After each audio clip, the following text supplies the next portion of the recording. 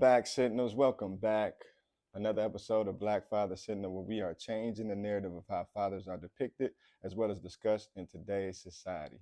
Back with another video for you all, but before we jump into it, let's make sure we take care of all our YouTube business. So hit that subscribe button if you haven't done so already. Hit that like button if you haven't done so already. And be sure to leave a comment at the end of the video. A lot of times I'm just asking for help or advice. Like I said before, I don't attest to having all the information. So any suggestions that you offer, I'm willing to take them into account, right? And last but not least, let's make sure we hit that share button so we can continue to push this narrative out there. All right. So now that all that's taken care of, let's jump right into the video. This one I have entitled Taking Back Our Community. And I know a lot of people, as soon as they heard that title, they want to click off the video. Oh, what is he talking about? We tried this before. How do we even do that? Everybody's going to have to be on the same page. I get it. I totally understand it. But let me just explain to you two stories that kind of led me up to this video. All right. So I'm out hanging out with my son. It's a Saturday morning. We're just coming back from my nephew's baseball game. So after the baseball game, we decided to go get a bite to eat. Now, before we go get a bite to eat, I realized that my tank is pretty much on E. Like, we're not going to make it there. We're literally probably not going to even make it to the gas station. I know some of y'all looking at me like, why would you let it get that low? Hey, it was a long week. All right. I was tired. But anyway, I decided to stop at the gas station and give me some gas.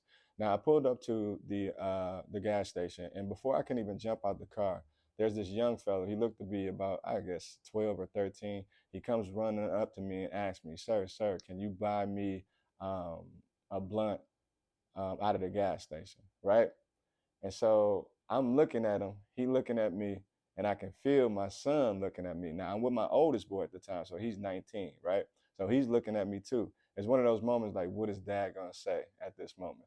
Not that I was gonna be hypocritical in any type of way, but he was just looking at me to, just see how I was gonna respond. And so I admit to you, like, in the past, I have bought the blunts before, and I'm sure we all have, right? I'm going in the store anyway. Let me just grab this for little dude and get out the way, because we think we hooking them up, or we think we doing them a favor, or we think we being cool, right? But in this specific instance, something just hit me. It's just like, man, what is going on? So I looked the little guy dead in his face, right? And I told him, listen, man, they don't allow you to buy it because you're not old enough, man. So you probably don't need to be doing this at all anyway, all right? Now he looked at me with a little sad face, but I think he respected it. He just looked at me and he just walked away. Now I'm sure there's probably more cars that came after that, and then he was going to eventually, get what he needed. If he's persistent enough and consistent enough, um, it's rare that a man will fail, right? Boy or man. But just in that moment, I was just like, no, I'm not trying to be cool with the little guy. I'm not trying to be his friend. I'm trying to actually be an example, right? Not saying that it's something wrong with what he was doing, but because of his age. Now we can go down this little rabbit hole. Weed is good and it's from the earth. We talking about little dude was 11, 12, or 13 years old. And I get it. Some of y'all probably started smoking at 10, but that's not the point here. My point is that they obviously put they put an age on it for a certain reason. Like at that time, you're probably more responsible. So I didn't want to be that guy that gave him that. Right. So that's one story that kind of led to this, the video. And then another one, I'm driving down, I'm coming on my way back to the house, right? And I'm just like, yo, what is going on? Like I hear firecrackers, and I know it's around the 4th of July time, right? But it's not quite the 4th yet. And these firecrackers sound a little bit too loud and a little bit too close for comfort. So I'm driving, but I'm looking around at the same time. So I'm slowing down. I'm actually slowing down in traffic, right? And why do I look to, what is it, the north of me? And I see a young fella. Now he's hanging out he's out of the car. He's not even hanging out the car, and he's literally shooting at somebody. Like I witnessed this with my own eyes. He's shooting, and it just looks so reckless. But the guy that he was shooting at was so close. I'm like, yo, he had to have hit him.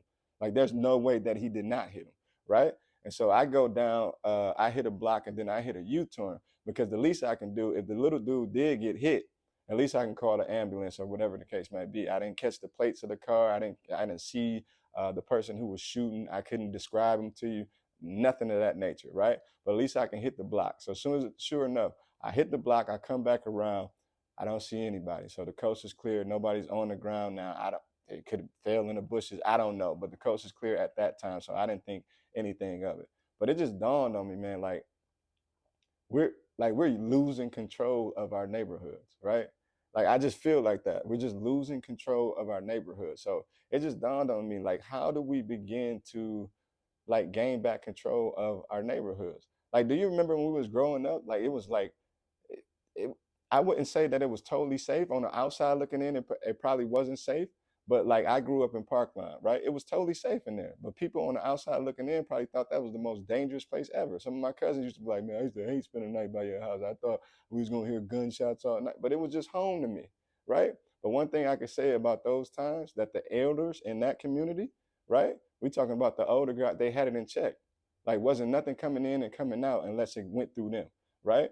And I don't know if that's cool to say, but a lot of times it was probably the drug dealers that was doing that. But it was cool. They had it in order. It was in check. It was all love. It was all fair, right? But we lost those times. I think a lot of times, like us as adults, and I just put the onus on myself, not so much as this is what I'm trying to do, but I see a lot of this in my generation. Like we trying to be too cool for our own good.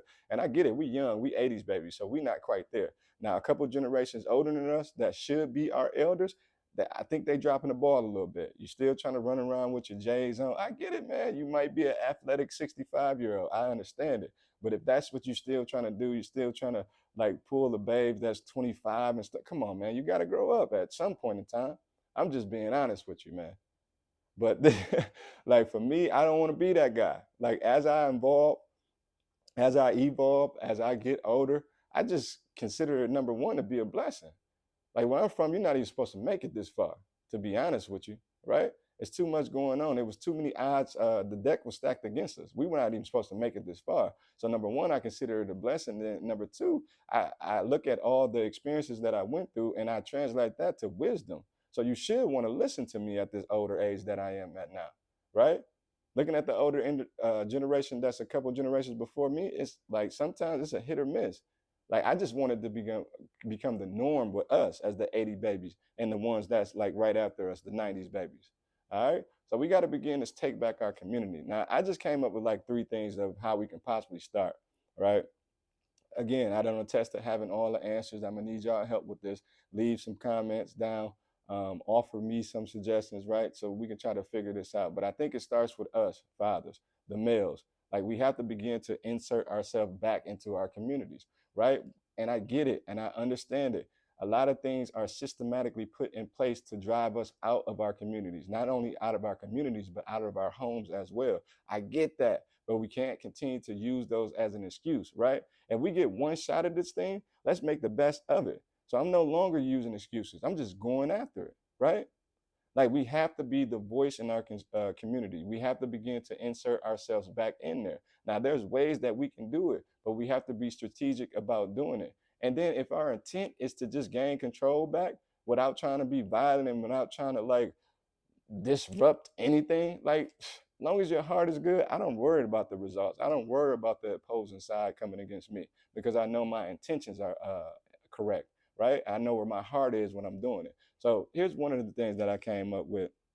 Uh, let's start just speaking up more, to be honest with you. If you see something, say something, right? A lot of us, I don't know what y'all stand for, but I know me. Like if I see something going on in the community in terms of just, like I'm just using this for example. You see a young fellow, he like talking just reckless to his girlfriend, almost to the point to where he about to put his hands on her, hands on her. A lot of us will walk away, right? Not me, I'm standing up, right? Come on, young fella, you don't got to talk to her like that. And I get it. A lot of times you can put yourself in a situation if you begin to talk to them because they don't listen. But look at it. If you're that type of person that you feel that they don't listen, are you a person that they should listen to? How do you carry yourself? What's your disposition? What do you stand for? Right? How do you appear to them? Is you just somebody who's trying to blend in with the in crowd or be like the youth, knowing that you like 15 and 20 years older than them? I wouldn't listen to you either. You trying to be my friend. See, I don't try to be these young fellas' friends. I try to be a role model to them, right? I like doing the that way because they hold me accountable. And so if they're going to hold me accountable, making sure I don't slip up and I practice what I preach, then I can hold them accountable as well. So me, I'm going to say something. So we have to begin to like be more boisterous, right? Say something. You see something, say something, man. I get it. A lot of times we have this certain type of uh, thought process ingrained in us when we were smaller, right? don't snitch, don't this. Listen, I'm a law-abiding citizen. I don't care about none of that type of stuff. And I totally understand. If you playing in that realm or in that game where you're doing illegal activity, that's the name of the game. So you can't do that. Me being a law-abiding citizen, I don't care about none of that type of stuff, right? You're not gonna purposely hurt none of mine, and without me saying something, right? That it just don't make sense. So we have to begin to step up, fathers, with our voice. Let's insert ourselves back into our communities. Another way that we can do it is let's start doing more community events, right? Let's start doing more community events. And some of you all out there are doing a heck of a job. I have to commend you on that. From the basketball tournaments that I see in the area to the community picnics to the back to school giveaways, the back to school haircuts. I love seeing that. And that's been originated by a lot of men, females too. But again, remember, I'm just talking fatherhood, okay? So we're just trying to insert ourselves back into the plan, the grand scheme of things. So ladies, don't get offended if you're doing community work. I applaud you, right? I acknowledge you, salute, good job. But I'm talking to the fellas. So some of us are doing what we need to do, but it is going to take more. Now, I don't want this to just be a trendy thing, something that we do sporadically, right? And then it fades away. I want this to be the norm. Don't you know, for every neighborhood that's out here, there's a name associated to it? One of the things that we can possibly do, just say like the Harambe neighborhood or the Harambe area, right? Everybody who lives in that area that's a father could possibly get together and just put up, like, just say 400, 500, 600, 700, maybe even $1,000. And what you can do is like put flyers on every door, just indicating whoever gets the highest grade point for the first quarter of their schooling, make it high school specific, they get $1,000. This is just one way that we can just start like building that rapport as a community. For every community, there is a name to that community. Look up the name of your community and then start something within your own community. All right? That's just option number 2. So number 1, just come on. We got to start to speak up as men. We just have to start to speak up, right? Stand your ground. Speak up. Be the example. Be the change that you wanted to see. Number 2, more community events. And then lastly, like, we got to start reaching back to these elders.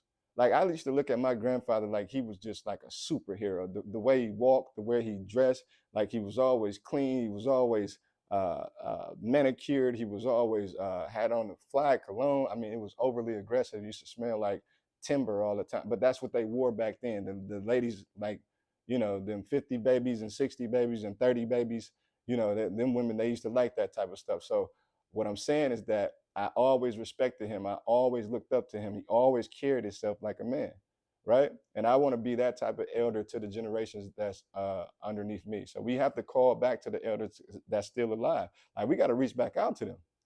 Like, they leaving. Like, they leaving on a daily basis.